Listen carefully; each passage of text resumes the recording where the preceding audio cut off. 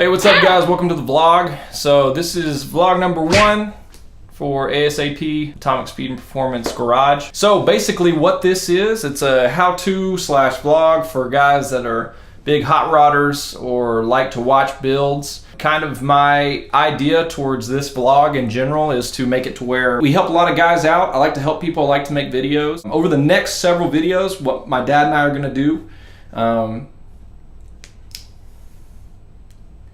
so this is a, so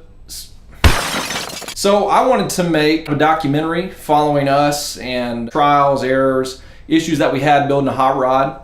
So with that said, what we did is we bought a 1964 C10 pickup, and it's going to be more of a patina rat rod, hot rod type of thing. So for those of you guys who are struggling with your project or trying to figure out how to do things, maybe we can be a resource for you guys. Over the next several weeks and over the next several videos, I'm going to be putting out a lot of videos over the C10. I'm going to try to walk through the entire build with a lot of different types of footage, showing you guys how we did things. You know, hopefully it helps some of you guys out there because that's kind of the whole point of this. For this episode, what I'd like to do, I don't have footage of when we actually picked up the truck, and I don't have footage of when we tore down the truck, but I will have footage from here on out of us building the truck completely. So I've got a big group of pictures on here that I'll show you guys what we have to deal with in terms of problems with the truck, cool things, you know, that came along with the truck, where we got it, the story, that kind of thing. So first and foremost, I'll walk you through the story of the truck right here.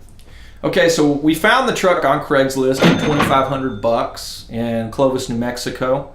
And so what I decided to do is go pick it up, see what it looks like, and it's in pretty rough shape. So when we got there, it was in the middle of some field. The guy said that the Boyd Coddington of Clovis, New Mexico is who owned this truck, right? And he had done all these things to it, et cetera, et cetera. Anyway, I got the truck, and it wasn't until after further inspection that I realized that the lowered truck with the lowered springs and all this nice stuff, someone had gotten the springs and just put a torch up to them and lowered the truck that way. So it was sitting on like the rubber stops on the rear end. I mean, it's terrible. The whole truck terrible.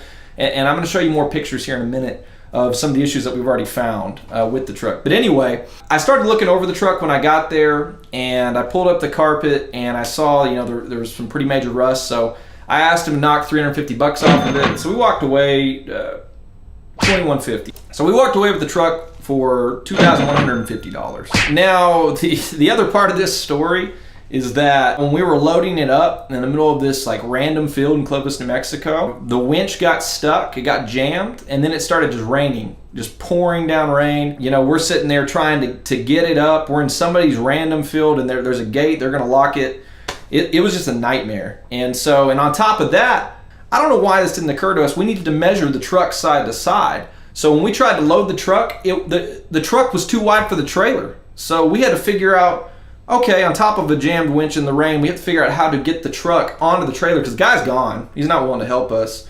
We're just sitting there trying to figure it out. So what we did is I ended up finding these 2 large pipes in this field, and I took the actual ramps for the open bed trailer, put them up on top of a couple things to elevate the truck upwards, and then we used those pipes to be able to push and get the truck on there. We finally got the winch unjammed. It took like 2 hours of us being stuck in Clovis, New Mexico, and it just raining down in the middle of this field.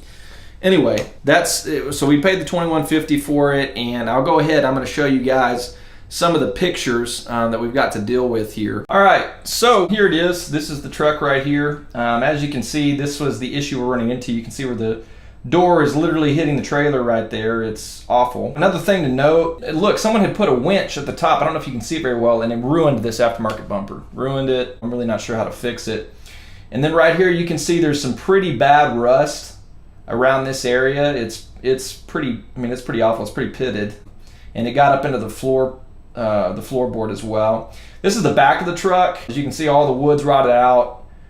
These steel strips or chrome strips, they're rotted out pretty bad. So none of it was salvageable. And another thing I want to note, I don't even think this was the original bed of this truck, because come to find out, the truck was actually a light green color. And it looks like the bed was yellow or something of some sort, and it's not in great shape anyway. See these old coil springs, so you can kind of see the rust that we're dealing with on the frame. Okay, so this is some of the janky wiring from the Boyd Coddington of Clovis, New Mexico. It's horrendous. Like the whole thing was spliced and yeah, awful. So here's the truck without the bed once we took it off. As you can see, a little bit more in better daylight. Yeah, this is completely rotted out.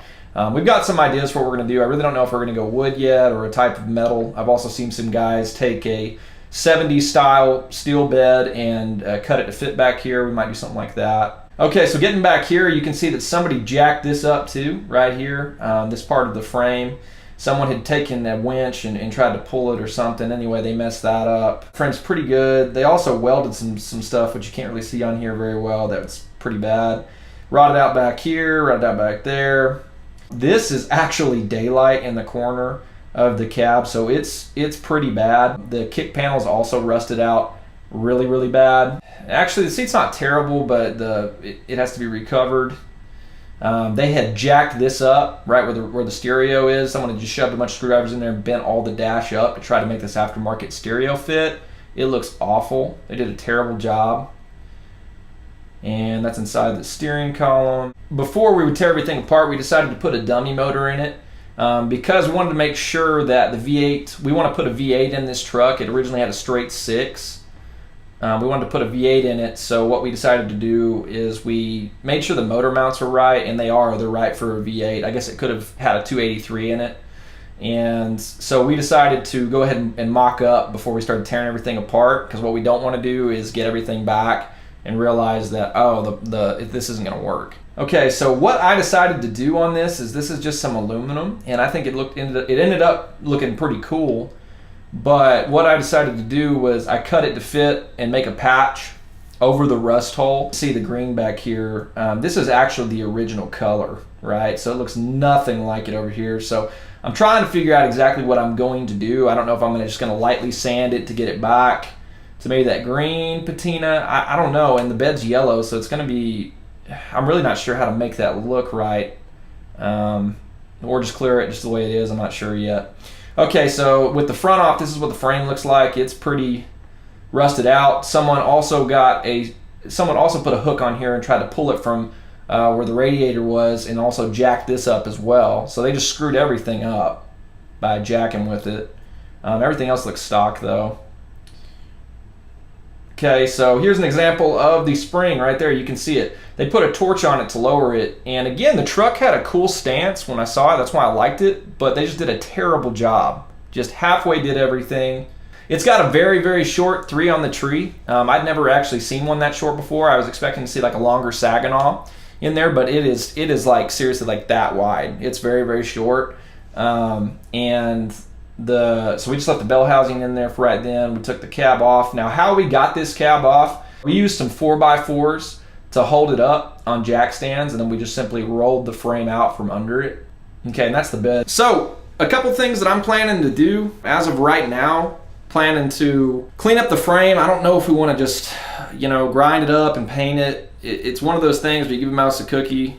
This was supposed to really just be a farm truck build, but we might get it powder coated depending on the prices. Another thing that I think really needs to be done is to C-notch it, and that'll come in a later video on how we're going to end up doing that. Putting power steering and disc brakes on it, maybe changing the seats out. I'm really not sure. I'm going to get in maybe to the specifics kind of as we go.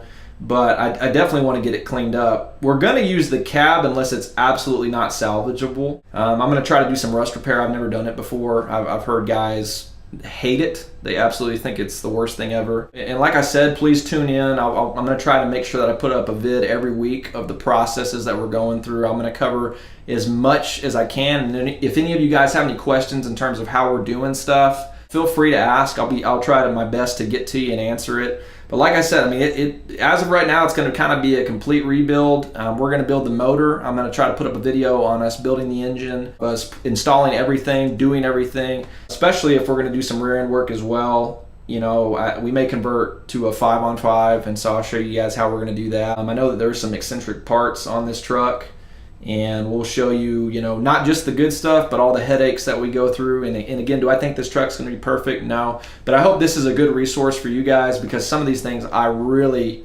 really have searched for and haven't been able to find a whole lot of detail on some of this stuff. So thanks for watching, guys, and please subscribe if you like what you're seeing so far. Please give us some suggestions in terms of how you think the build should go, maybe some ideas that we could use.